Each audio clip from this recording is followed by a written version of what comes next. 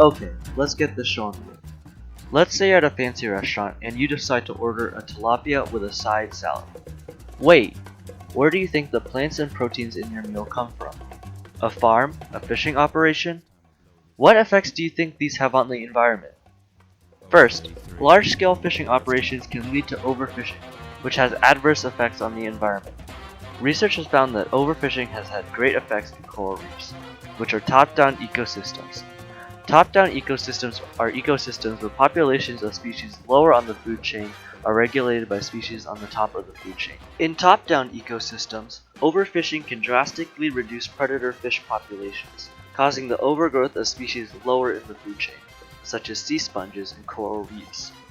Sea sponge overgrowth can compete with coral, harming these ecosystems. To add on, overfishing has effects in environments beyond coral reefs. Even in the open ocean, large crashes in fish stock due to overfishing can have serious effects on the environment. Reduction of large predators in an open ocean environment can cause a cascading effect down the food chain. Nitrate levels can drop, as well as water temperatures, as shown in the Canadian cod collapse.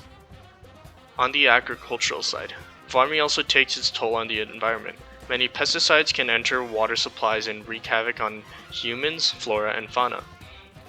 Also, because of the use of fertilizers, the composition of soil chemistry can change.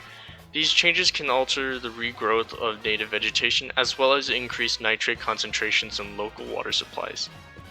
Nitrates can cause algae overgrowth, reducing oxygen levels and killing fish as a result. Agriculture also uses an extraordinary amount of water.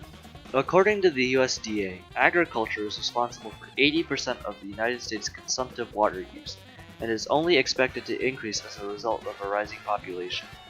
This increase of demand will put further stress on already water-scarce areas, meaning that water overuse will be more likely, causing adverse effects on the environment. It is clear that traditional methods of farming and fishing pose a great threat towards our future. The recent focus on climate change, thanks to young activists like Greta Thunberg, have made it clear that change is needed for the sustainability of future food production. It is clear that alternatives to traditional agriculture and fish farming must be found. Let's try to solve some problems involving fish farming first.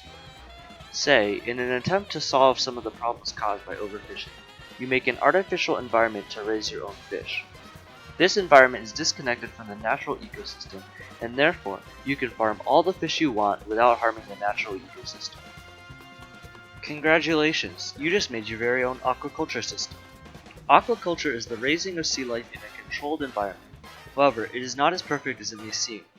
Fish, through their waste, can build up toxins, such as ammonia, within their environment, which can harm or even kill the fish.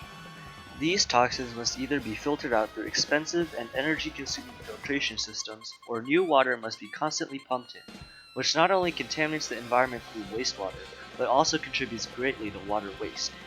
While some aquaculture systems can solve these problems by fencing off a portion of the open ocean, like the systems at Kindai University in Japan, these systems are usually not feasible for every situation, such as here in Colorado, a landlocked state.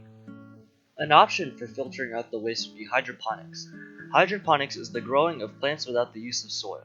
Hydroponics can be combined with aquaculture to make up for many of aquaculture's disadvantages. Bacteria growing on the plant's roots and in the growth medium convert the ammonia produced from the fish into usable nitrates for plants. This combination of aquaculture and hydroponics is called aquaponics. Aquaponics is advantageous over straight hydroponics in many ways, using 63% less mineral fertilizer and 100% less fresh water. That's right, 100% less fresh water than hydroponics. Since aquaponics is a closed loop, water is only lost by absorption into plants and transpiration, making aquaponics ideal in locations where water is scarce. Food deserts are areas where residents have limited access to fresh and healthy food in their community.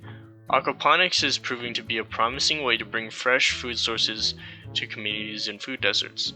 Groups in Denver are already working towards the goal to bring access to these neighborhoods with aquaponics. Grow House is an already well-established nonprofit that strives for food access and education. Among their many sources of production, aquaponics is one of their many ways to show the surrounding community how they can bring fresh food production to their local area. But this isn't just in food desert communities. The Mark W. Michael unit located in Texas began an aquaponics movement in their very own prison. With very little, they were able to build a hydroponic setup with a bathtub, some tubing, a water pump, and some solo cups. Eventually, they upgraded to aquaponics using repurposed materials. This is proof that although aquaponics can be expensive, it doesn't have to be. If properly executed and with a little time, the yield from a farm can vastly pass the cost it was to build. In conclusion, aquaponics is a promising alternative to traditional agriculture and fish farming, as it has a much smaller impact on the environment. In a time where taking care of the environment is as important as ever, aquaponics, while obviously not capable of producing the entirety of the world's food, is a possible eco-friendly option in reducing the strain that we have placed on the environment.